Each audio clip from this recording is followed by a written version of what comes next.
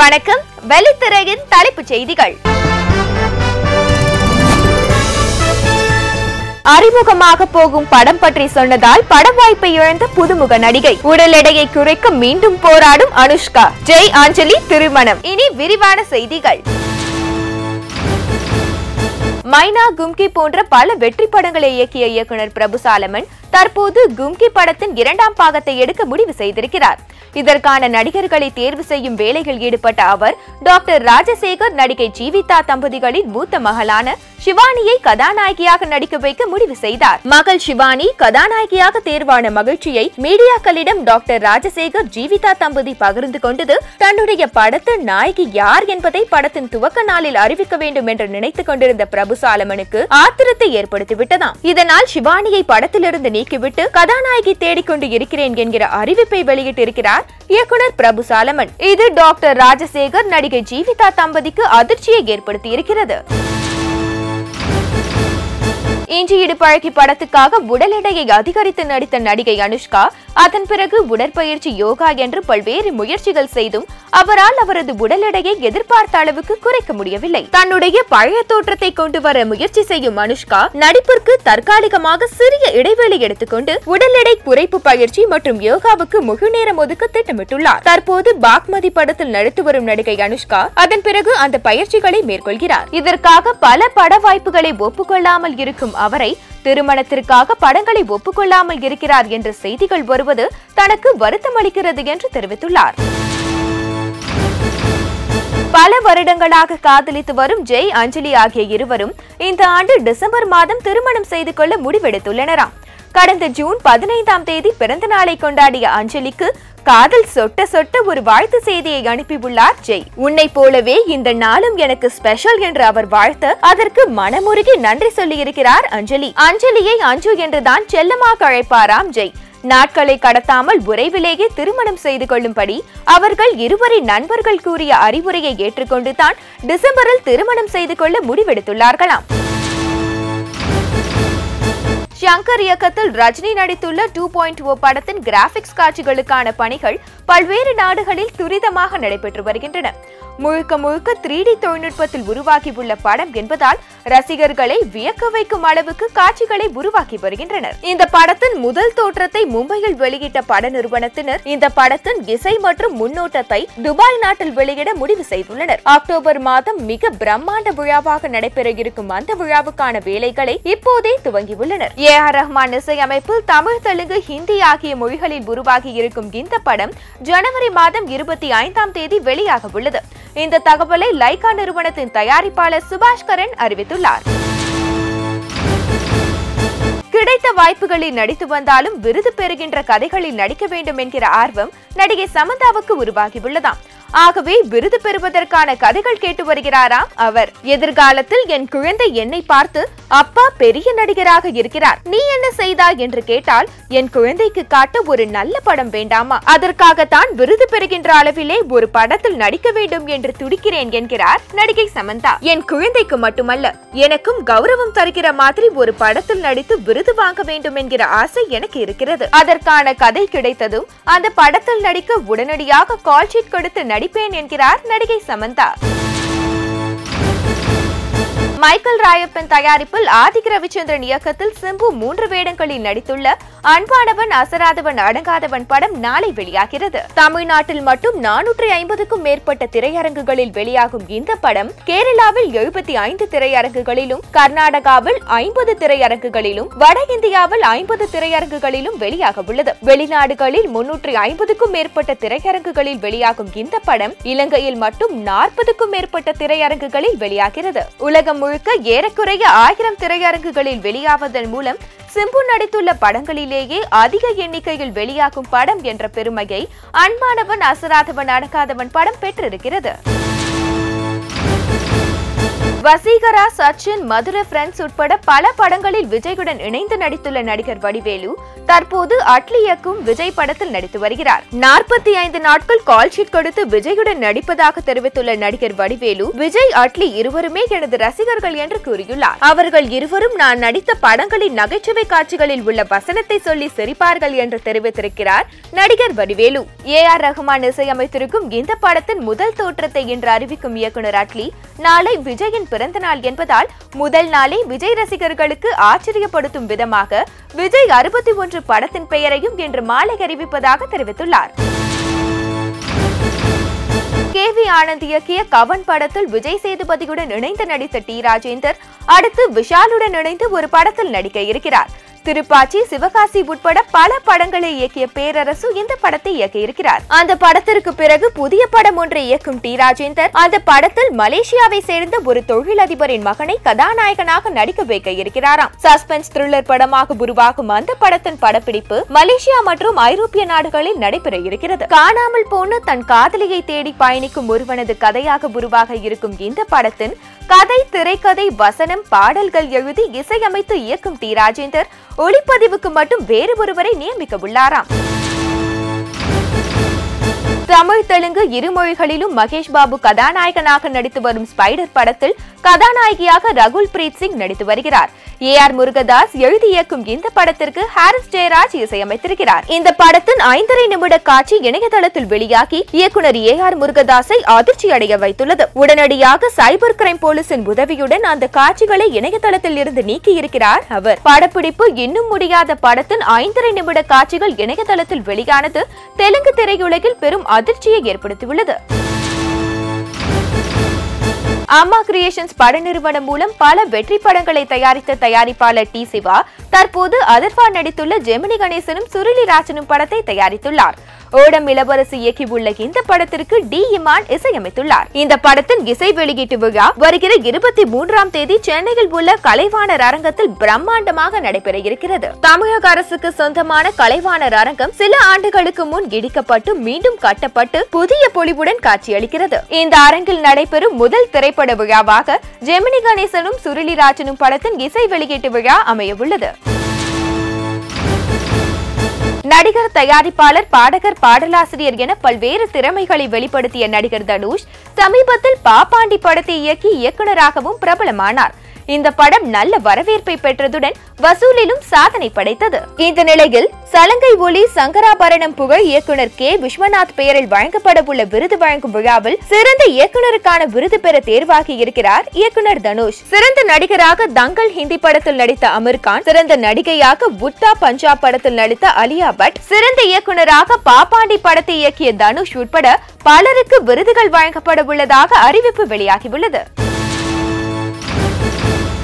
தமிழில் அறிமுகமாகி தெலுங்கு மொழியில் முன்னணி நடிகையாக இருக்கும் நடிகை ரகுல் பிரீத் சிங் துப்பறிவாளன் படத்தில் விஷாலுடன் நடிக்க ஒப்புக்கொண்டு பிறகு அந்த படத்திலிருந்து விலகியது போல தெலுங்கு மொழியிலும் 2 படங்களில் நடிக்க ஒப்புக்கொண்டு விலகி இருக்கிறார். ஹிந்தி படங்களில் நடிக்க அவர் ஆர்வமாக இருப்பதுதான் அதற்கு காரணமாம். நீரஜ் பாண்டே இயக்கும் ஒரு ஹிந்தி படத்தில் சித்தார்த் மல்ஹோத்ராவுக்கு ஜோடியாக நடிக்க இருக்கும் ரகுல் பிரீத் சிங் அடுத்து சிம்லா மிர்ச்சி என்கிற ஒரு ஹிந்தி படத்திலும் நடிக்க ஒப்புக்கொண்டுள்ளாராம். ஹிந்தி படங்களில் தனக்கென ஒரு இடத்தை பிடிக்க வேண்டும் என்கிற ஆசை காரணமாகவே தமிழ், தெலுங்கு படங்களை ஒதுக்கிவிட்டு ஹிந்தி படங்களுக்கு முன்னுரிமை கொடுக்கிறாராம் ரகுல் பிரீத் சிங்.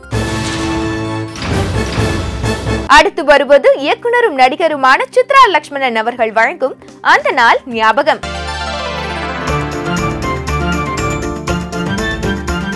கல்யாண பொண்ணு கண்ணான கண்ணு கொண்டாடி வரும் வளையல்,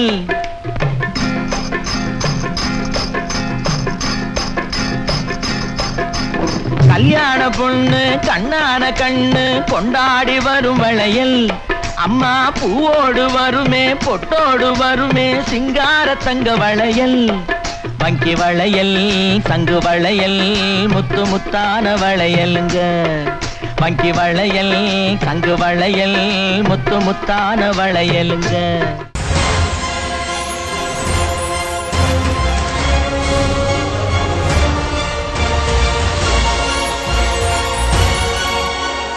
காதல் வாகனம் திரைப்படத்திற்கு பிறகு சின்னப்பதாருடைய படங்களிலே எம்ஜிஆர் நடிக்கவில்லை. அதற்கு முக்கியமான காரணம் காதல் வாகனம் படத்தினுடைய தோல்வி. அந்த படம் மட்டும் வெற்றி பெற்றிருந்தால் நிச்சயமாக அடுத்த நாளே எம்ஜிஆருடைய கால்ஷீட் கேட்டு அவரை சந்தித்திருப்பார் சின்னப்ப தேவர். எம்ஜிஆரும் தேவரின் படத்திலே நடிக்க ஒப்புக்கொண்டிருப்பார். அந்த படம் வெற்றி பெறாததால் அந்த படத்தை முடிப்பதற்காக எம்ஜிஆரிடம் கடிந்து பேசி கால்ஷீட் வாங்கிய சின்னப்ப தேவரால் உரிமையோடு எம்ஜிஆரை சந்திக்க முடியவில்லை. அதன் காரணமாக மற்ற நடிகர்களை வைத்து படம் எடுக்க தொடங்கிய சின்னப்ப தேவருடைய ஹிந்தி படமான ஹாத்தி மேரா சாத்தி மிகப்பெரிய வெற்றி படமாக அமைந்தது. மிகப்பெரிய வெற்றியை குவித்த அந்த படத்தினுடைய தமிழ் பதிப்பிலே நடிக்க வேண்டும் என்று விரும்பினார் எம்ஜிஆர். எப்போதும் வெற்றியை தேடி போவதற்கு தயங்காத எம்ஜிஆர் சின்னப்ப தேவரிடம் ஹாத்தி மேரா சாத்தி படத்தினுடைய தமிழ் பதிப்பிலே நான் நடிக்க விரும்புகிறேன் என்று சொன்னதும் சின்னப்ப தேவர் அடைந்த மகிழ்ச்சிக்கு அளவே இல்லை. எம்ஜிஆரே வந்து நடிக்கிறேன் என்று சொல்கிறார் என்றால் எல்லாம் அந்த மருதமலை முருகனுடைய திருவிளையாடல் தான் என்று எண்ணி அந்த முருகன் இருந்த திசைக்கு ஒரு கும்பிடு போட்டுவிட்டு படவேலைகளை துவங்கினார் சின்னப்ப தேவர். நல்ல நேரம் என்று எம்ஜிஆர் மீண்டும் தேவர் பிலிம்ஸிலே நடிக்க வந்ததை அடையாளப்படுத்துகிற மாதிரி பெயர் சூட்டப்பட்ட அந்த படத்திலே கேஆர் விஜயா எம்ஜிஆருடன் ஜோடியாக நடித்தார். தேவர் பிலிம்ஸ் தயாரித்த விவசாய திரைப்படத்திலே எம்ஜிஆருடன் ஜோடி சேர்ந்து நடித்த கேஆர் விஜயா 5 ஆண்டுகளுக்கு பிறகு எம்ஜிஆருடன் ஜோடி சேர்ந்து நடித்த படமாக நல்ல நேரம் திரைப்படம் அமைந்தது. நல்ல நேரம் படத்தினுடைய தொடக்க நாள் என்று நல்ல நேரம்னு பேர் வச்சதுலேருந்து எல்லாம் நல்லபடியாகவே நடக்குது முருகா, உங்களுடைய ரிக்ஷாக்காரன் படம் மட்டும் இன்னும் 6 மாதம் தொடர்ந்து ஓடும் போல இருக்கு என்று எம்ஜிஆரை பாராட்டிய சின்னப்ப தேவர் தன்னுடைய படத்தினுடைய வெளியீடு பற்றியும் எம்ஜிஆருக்கு நினைவுபடுத்தினார். ஆண்டவனே மறந்துடாதீங்க, அடுத்த வருஷம் மார்ச் 10ஆம் தேதி நம்ம நல்ல நேரம் ரிலீஸ் என்றார் அவர். ஏற்கனவே காதல் வாகனம் படத்தில் எழுந்த பிரச்சனை இந்த படத்தில் வந்துவிடக்கூடாது என்று மிகவும் எச்சரிக்கையாக இருந்தார் தேவர்.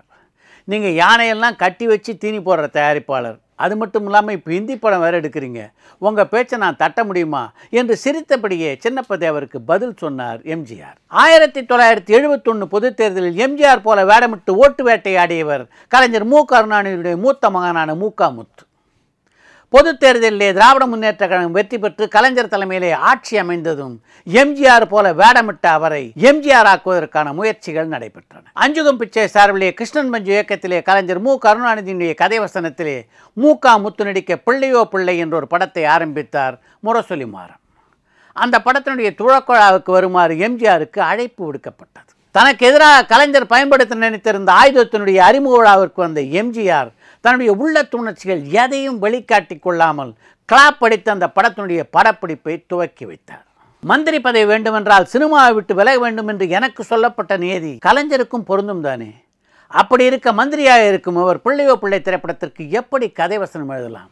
எனக்கு ஒரு நீதி அவருக்கு ஒரு நீதியா என்று எம்ஜிஆர் உறக்க கேட்கவில்லை, உள்ளத்துக்குள்ளே கேட்டுக்கொண்டார். அந்த கவலைகளுக்கெல்லாம் மருந்திடுகின்ற வண்ணம் மத்திய அரசு ரிக்ஷாக்காரன் படத்திலே சிறப்பாக நடித்திருந்ததற்காக எம்ஜிஆருக்கு பாரத் பட்டத்தை வழங்கியது. தமிழ்நாட்டிலே மட்டுமின்றி தென்னிந்தியாவிலேயே அந்த பட்டத்தை பெறுகின்ற முதல் நடிகர் என்ற பெருமையை பெற்றார் எம்ஜிஆர். திராவிட முன்னேற்ற கழக தொண்டர்களையும் எம்ஜிஆர் ரசிகர்களையும் அந்த விருது ஆனந்த கூத்தாடச் செய்தது. அந்த ஆண்டு சிவா கணேசனுக்கு தான் சிறந்த நடிகர் பரிசு கிடைக்கும் என்று பலரும் எதிர்பார்த்து கொண்டிருந்தனர். அது நடக்காமல் எம்ஜிஆருக்கு அந்த விருது தரப்பட்டு விடவே ஒரு தரப்பினர் அது குறித்து பலத்த விமர்சனங்களை எழுப்பினார்கள். பாரத் பட்டம் பெற்ற எம்ஜிஆருக்கு பத்திரிகையாளர் நடத்திய ஒரு பாராட்டு விழாவிலே தன்னை பற்றிய விமர்சனங்களுக்கு தர்க்க ரீதியாக பதிலை சொன்னார் எம்ஜிஆர். நான் என்றைக்குமே என்னை ஏமாற்றிக் கொள்வதில்லை. எனக்கு இன்று தரப்பட்டுள்ள இந்த பாரத் விருது 1971ஆம் ஆண்டில் வெளியான எல்லா படங்களையும் பார்த்துவிட்டு எனக்கு தரப்பட்ட விருது அல்ல. மத்திய தேர்வுக்குழுவுக்கு அனுப்பப்பட்ட படங்களிலிருந்து ஒரு படத்தை தேர்ந்தெடுத்து தேர்வுக்குழுவினர் கொடுத்த விருது. இந்த விருதுக்கு ராமச்சந்திரன் லாயக்கற்றவன் என்று சொல்பவர்களுக்கு நான் ஒரு விஷயத்தை சொல்ல வேண்டும் என்று விரும்புகிறேன். இந்த விருது 1971ஆம் ஆண்டுக்கு மட்டும்தான். என் வாழ்நாள் முழுவதும் இந்திய துணை கட்டத்தினுடைய சிறந்த நடிகர் நான் தான் என்ற பொருளிலே எனக்கு கொடுக்கப்பட்ட விருது அல்ல இது. கலைக்கு ஒரு வரையறை கிடையாது. அதனால் தான் யாருக்கு பட்டம் கிடைத்தாலும் பதவி கிடைத்தாலும் நான் அதை பற்றி கவலைப்படுவதில்லை. அப்படி கவலைப்பட்டு கொண்டிருந்தால் இந்த 56 வயதில் என்னால் பல காரியங்களை செய்திருக்கவே முடியாது. ஒரு நடிகன் பிரபலமாவதும் புகழடைவதும் ஒரு தயாரிப்பாளரால் தான். அவர்தான் ஒரு நடிகனை உருவாக்குகிறார். அந்த வகையிலே அவர் அந்த நடிகனுக்கு கடவுள் போன்றவர். பாரத் விருது எனக்கு தரப்பட்டது என்று உங்களுடைய பாராட்டுக்கள் மூலம் நீங்கள் அங்கீகரித்து விட்டீர்கள். நாளைக்கு ஒரு புகைப்படம் எடுக்க வேண்டும் என்று நீங்கள் என் வீட்டிற்கு வந்தால் நான் நேரமில்லை என்பேன். அதுதான் உலகம். நாம் பெரியவனாக ஆகவில்லை, ஆக்கப்பட்டிருக்கிறோம் என்பதை கலைஞர்கள் உணர்ந்து கொண்டால் யாருக்கும் யார் மீதும் பொறாமை ஏற்படாது. இத்தனை ஆண்டுகளாக பாரத் பட்டம் வழங்கப்பட்ட போது அது நியாயமானதா என்ற ஆராய்ச்சிக்கு போகாதவர்கள் இன்று எனக்கு அந்த பட்டம் வழங்கப்பட்டதும் தான் அது நியாயமானதா என்ற ஆராய்ச்சியிலே இறங்கியிருக்கிறார்.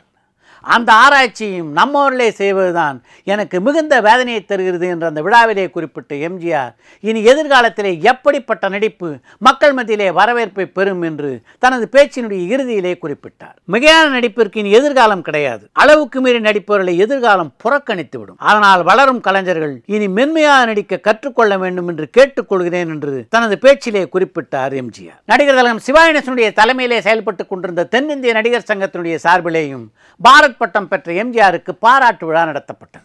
எம்ஜிஆர் சிவாஜி பற்றிய பல கேள்விகளுக்கு பதில் சொல்கின்ற விழாவாக அந்த விழா அமைந்தது. அதை பற்றி நாளை வெள்ளித்திரையிலே பார்ப்போம். அடுத்து வருவது ஒரு வரி செய்திகள்.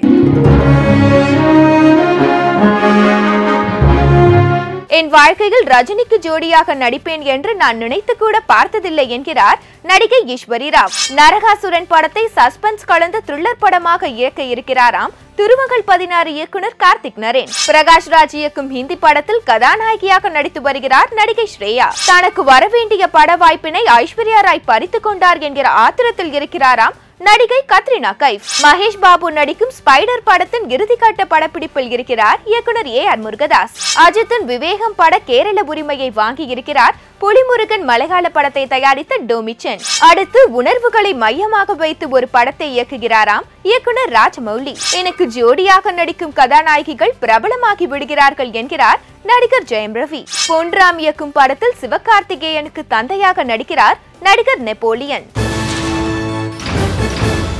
அடுத்து வருவது ரகசியம்.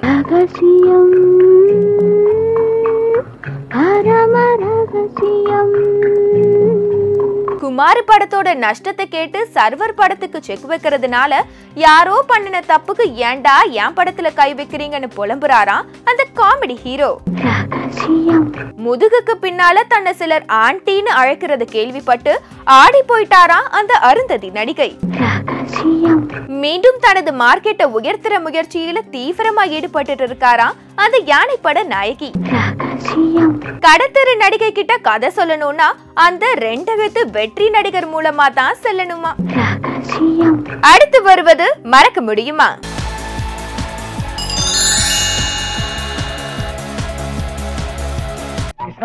எனக்கு அப்பவே தெரியும் இந்த வீட்டுல வேலை கிடைக்காதுன்னு. எங்க நீ பொட்டி கட்டி கிளம்பிட்ட? நான் ஒண்ணும் அவங்கள பாக்கல, அவங்க தான் மேலே இருந்து இப்படி பார்த்தாங்க. ஓ, இந்த கேப்ல நீ ரூட் போட்டியா? யூ டோன்ட் வரியா, யூ ஆர் அப்பாயிண்டட். நீ செலக்டட்ங்கிறத அந்த புத்துக்கால் பசங்க அப்படி சொல்லிட்டு போறாங்க. கம்மியா கம்ம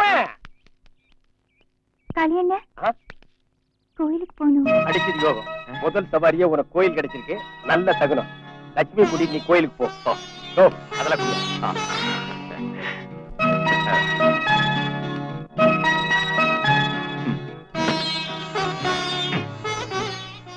இந்த ட்ரெஸ்லயா கோயிலுக்கு வரீங்க? உள்ள போறது நீங்க தானே. ஏன் உங்களுக்கு சாமி நம்பிக்கை இல்லையா? இதுக்கு என்ன பேசுற? யார பார்த்து என்னமா வார்த்தை கேட்ட? தெருவுல யாராவது ராமசாமி குப்தாவின் பேர் வச்சுட்டு போனா கூட அவன் பின்னாலேயே சாமி சாமின்னு போயிட்டு இருப்பான். பாரு, மூஞ்சி முகரையெல்லாம் வீங்கி இருக்கு. ராத்திரி எல்லாம் தூங்குனா தானே காயத்ரி மந்திரமே சொல்லிட்டு இருக்கான். பெரிய பக்தி மானுமா. வா, நீ வெயிட்டிங் கேட்டி மாத்திட்டு அம்மாடி, நீ கொஞ்சம் வெயிட் பண்ணு. நீ என்ன பெரிய பகுத்தறிவு பாக்குறியா? சாமி நம்பிக்கை இல்ல, அந்த நம்பிக்கை இல்லங்கிற. இந்த மேட்டர் மட்டும் அந்த பொண்ணுக்கு தெரிஞ்சது, இந்த நிமிஷமே உன்னை பொட்டி கழட்டி விட்டுருவா. கம்மியா. அக்கா, நான் காலேஜ்ல இறங்கிட்டு உனக்கு வண்டி அனுப்புறேன். என்ன கோயில டிராப் பண்ணிட்டு போமா? கோயில் பக்கத்துல தானே இருக்கு, கொஞ்சம் நடந்து போய் ப்ளீஸ்கா. சரி. வெயிட்டியா? ஐயோ, எந்த ட்ரெஸ் போட்டாலும் உனக்கு எடுப்பா இருக்கு. முகத்தை காட்டு, பக்தி பலமா இருக்கிற. இப்படியே நீ கோயிலுக்குள்ள போறேன்னு வை, பூசாரி கப்புறம் உன் காலில் விழுந்துருவான். என்ன ட்ரெஸ் இது? ஒரு சந்தன போட்டு வச்சுக்கிட்டு கையில ஒரு நாதஸ்வரம் எடுத்துட்டு வர வேண்டியதானே? இப்படியே காலேஜ் போனா என் ஃப்ரெண்ட்ஸ் எல்லாம் என்ன கிண்டல் பண்ணுவாங்க. ஒரு ட்ரெஸ் மாத்திட்டு வாங்க. நான் அப்பவே சொன்னேன், இந்த ட்ரெஸ் உனக்கு சரியில்லை. இந்த ட்ரெஸ்ஸோட கையில வெத்தலை போட்டு கொடுத்தா வேற புரோக்கர் மாதிரி இருப்பேன். நீ கேட்டியா?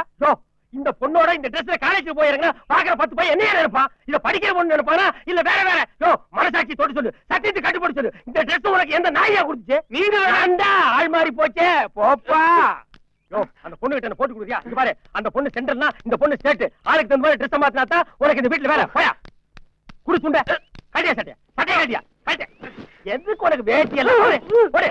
போய் ட்ரெஸ் மாத்த. இதே உங்களமா பிரியாமா, நீ காலேஜ் போகணுமா? ஆமாப்பா.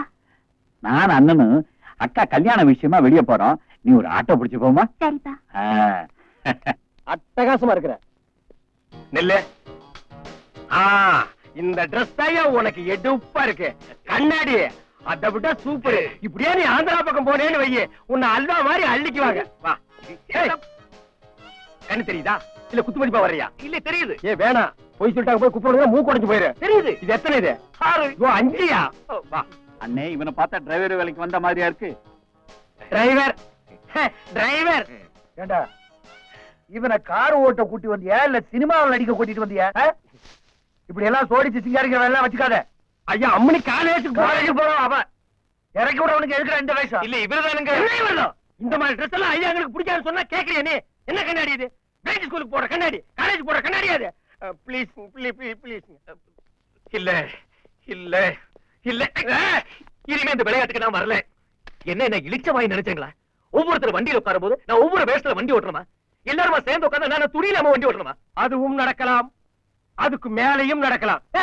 இப்ப என்ன சொல்லிட்டாங்கன்னு ரொம்ப சிலிப்பிக்கிற. என்ன உடம்பு பூரா ப்ளூ பெயிண்ட் அடிச்சிட்டு ராமர் வேஷம் போட சொன்னமா, இல்ல பொச்சுக்கு பின்னால வாழை ஓட்டிட்டு அனுமார் வேஷம் போட சொன்னமா? ஏதோ குழந்தை பிள்ளைங்க ஆசைப்பட்டா ட்ரெஸ் மாத்திட்டு போப்பா. அவங்க குழந்தை பிள்ளைங்க, இவங்க குழந்தை பிள்ளைங்களா? அவனுக்கு அறிவில்லாத காட்டு பண்ணீங்க. அதுக்கு என்ன செய்ய சொல்ற? நான் இந்த வீட்டுல வேலை பாக்குறேன். யோ, உனக்கு ட்ரெஸ் ப்ராப்ளம் தாமா, இனிமே வராதியா? உனக்கு பர்மனண்டா நானே ஒரு ட்ரெஸ் கொண்டு வரேன். யாரா நீ? ஏன் ரூம்ல என்ன பண்ணிட்டு இருக்க? டிரைவர். டிரைவரா? ஒரு டிரைவர் ஏன் சட்டை ஏன் பேட்டை போட்டு நிக்கிற? யார் உன்னை போட சொன்னது? காளி அண்ணன். ஓ, அந்த ஆள் ரெக்கமெண்டேஷனா? அதான் அவர் மாதிரியே உனக்கு மண்டக்கணம் ஜாஸ்தியா இருக்கு. சட்டையை கட்டுறா. கட்டுற சட்டையா? சட்டையை கட்டுறா. யார் சட்டையை யார் பாடியில போடுறது? குடு, சட்டை கட்டு. இது இப்ப நான் அவுட் பண்ணா கட்டா வச்சுக்கிறான். அவரு சொன்னாரு இவரு சொன்னாருன்னு இனிமே இந்த மாதிரி தில்லுமுள்ளு வேலை பண்ண ஒற்றையடி உன் ஷேப்பைய மாத்தி வந்துருமா?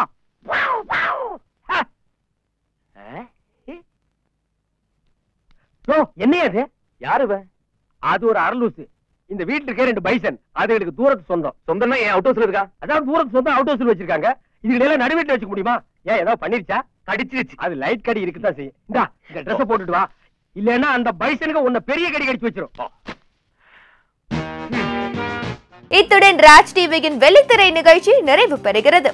திங்கள் முதல் சனிக்கிழமை வரை தினமும் மாலை 5:30 மணிக்கு வெள்ளித்திரை நிகழ்ச்சியை காண தவறாதீர்கள். நன்றி, வணக்கம்.